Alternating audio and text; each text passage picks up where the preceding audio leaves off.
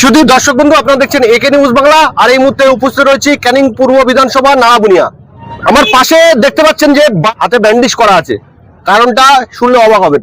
এতদিন আমরা শুনে এসেছি যে বিজেপি শাসিত বিভিন্ন রাজ্যে মব লিঞ্চিং হতো, আর সেই মব লিঞ্চিং কিন্তু পশ্চিমবাংলায় শুরু হয়ে গেছে। আর তার পিছনে রয়েছে কারা? হিন্দুত্ববাদী আরএসএসরা। ক্যানিং শহর বা ক্যানিং স্টেশন এর আশপাশে আরএসএস এর যে গ্রহ রয়েছে সেটা বারবার আমরা বলে এসেছি। তারা টিম করে এই সাম্প্রদায়িক সম্প্রীতি নষ্ট করার জন্য তারা এই কাজ করে চলেছে। বেশ কয়েকদিন আগে আপনারা দেখেছেন সোশ্যাল মিডিয়ায় ক্যানিং এ কাঁঠালবেড়িয়ার কয়েকজন টুপি দাড়িওয়ালাকে দেখে তাদের মব লিঞ্চিং করে। জড়িতকে একজন পুলিশ অফিসার। 3 জন ছেলে গিয়েছিল মৌখালি ভাইরাল ব্রিজে ঘুরতে। কিছু হিন্দুত্ববাদী আরএসএস এনারা যারা বলছেন, সেই পরিপ্রেক্ষিতে তাদেরকে মারধর করা হয়। প্রথমে পরিচয় জানার চেষ্টা করে, তারপরে পরিচয় জানার পর তাদেরকে মারধর করা হয়। দুখানা মোটরসাইকেল, মোবাইল সমস্ত কিছু কিন্তু কেড়ে নেয়। এত মারধর করে যে তারা নিজের পায়ে দাঁড়াতে পারছিল না। আর প্রশাসনকে জানানোর পরেও প্রশাসন কোনো রকম কোনো ব্যবস্থা বা কোনো রকম কোনো হেলদোল আমরা দেখতে পাচ্ছি না। বারবার কেন ক্যানিং এ সাম্প্রদায়িক সম্প্রীতি বিঘ্ন ঘটে, প্রশাসন সেগুলো রোধ করতে পারে না কেন? প্রশাসন এখনো পর্যন্ত কাউকে চিহ্নিত করে কোনো ব্যবস্থা নিতে পারেনি।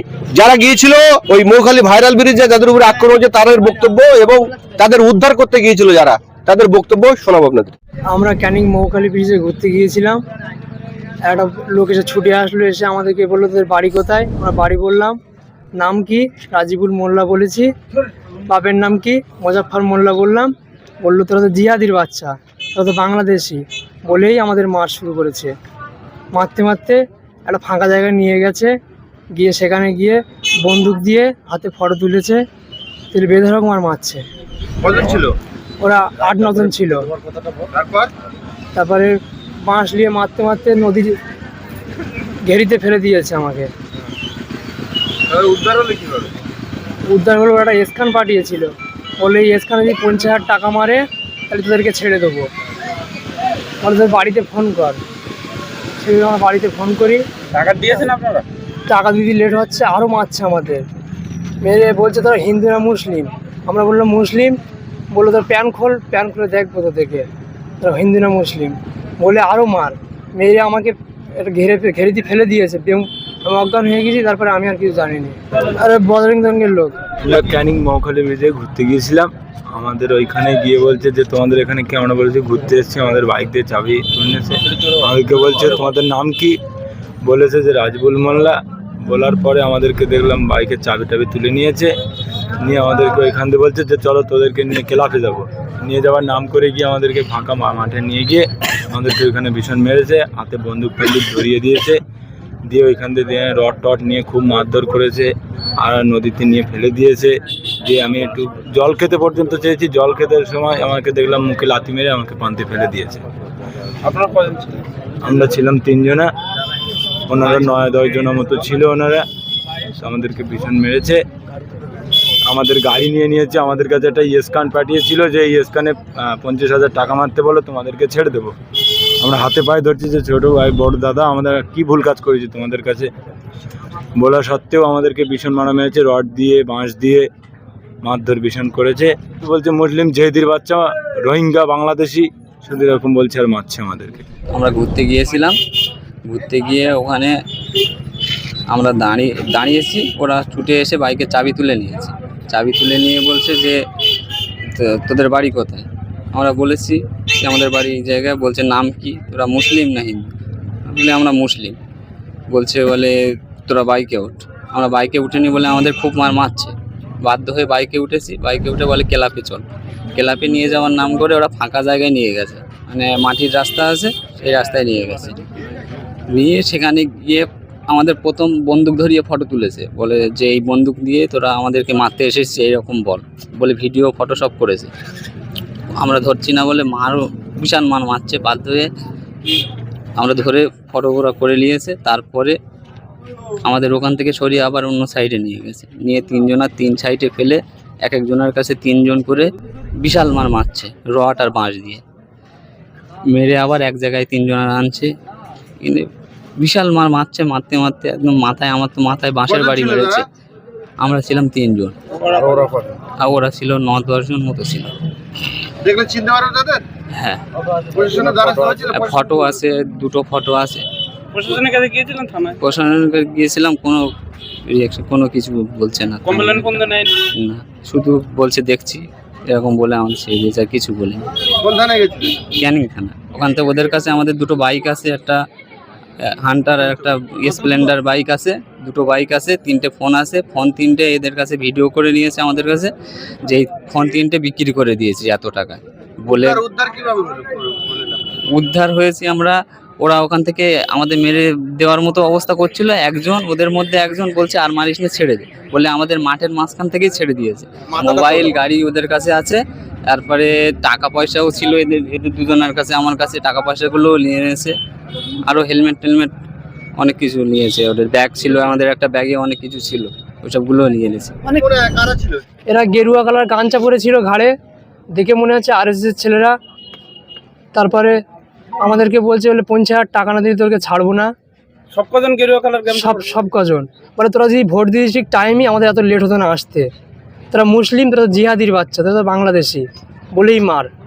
আমাদের দুখানা গাড়ি, একটা বুলেট গাড়ি, একটা স্প্লেন্ডার গাড়ি ছিল, 3টে ফোন ছিল, সব ওরা নিয়েছিল। ওরা সব জয় শ্রীরাম বলছিল, ওইসব ওরা বলছে তোদের মেরে এখানে পুঁতে দে এই ঘেরে। ওরা সব অরেঞ্জ কালার সব গামছা পরেছিল গলায়, দেখে মনে হচ্ছিল আরএসএসেরই দল। কি আমাদেরকে বলছে প্যান্ট খোল, তোদেরকে প্যান্ট খুলে দেখবো তোরা কিরম মুসলিম না হিন্দু, তোদেরকে দেখবো আমরা। এর প্যান্ট খুলিনি বলে আমাদেরকে বিধক মারধর করে। কারা ছিল বলে মনে হয় আপনার? সব আরএসএস এর লোক। আরএসএস এর। কি বলছে আর কি আমাদের- পরিচয় কি ছিল?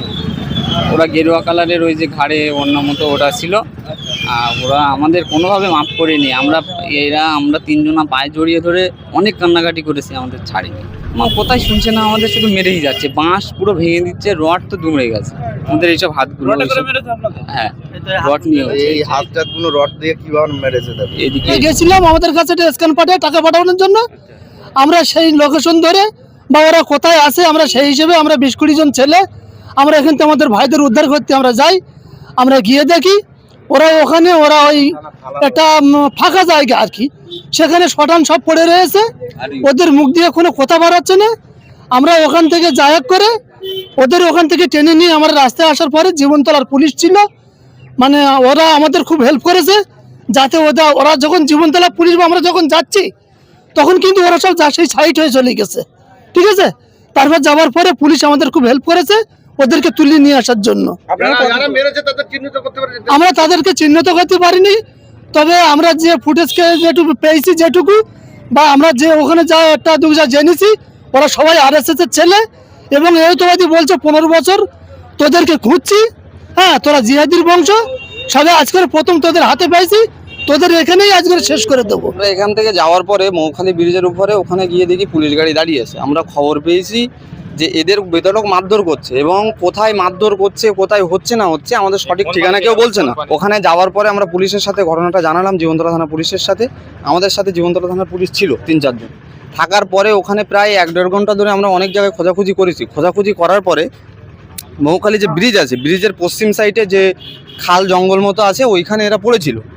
ওরা ওখান থেকে হাত উঁচু করার পরে আমরা দেখতে পাই, ওখানে গিয়ে দেখি 3 জনার এমন একটা অবস্থা, মানে এরা উঠে দাঁড়াবে সেরকম শক্তি নেই।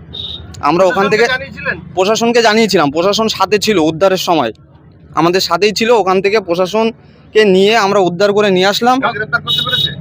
না, কাউকে গ্রেপ্তার করতে পারিনি।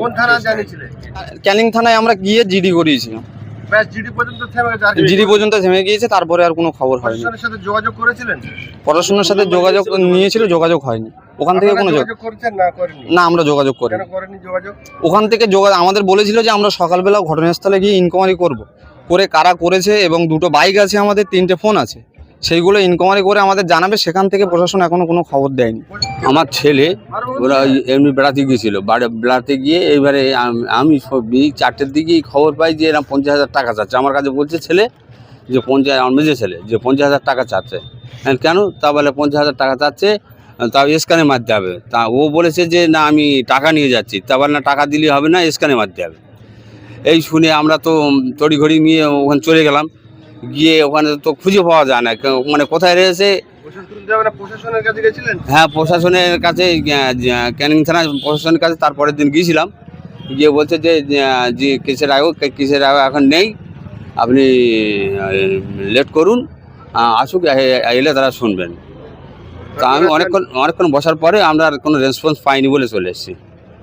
এখন কি করবেন, কি চাচ্ছেন আপনারা? আমরা সঠিক বিচারটা চাইছি এবং আসামি ধরতে যাচ্ছি, এবং আমাদের মোটরসাইকেল এবং মোবাইল টোবাইল যাতে উদ্ধার হয় আর আসামি যাতে ধরা পড়ে আমরা এইটাই চাইছি।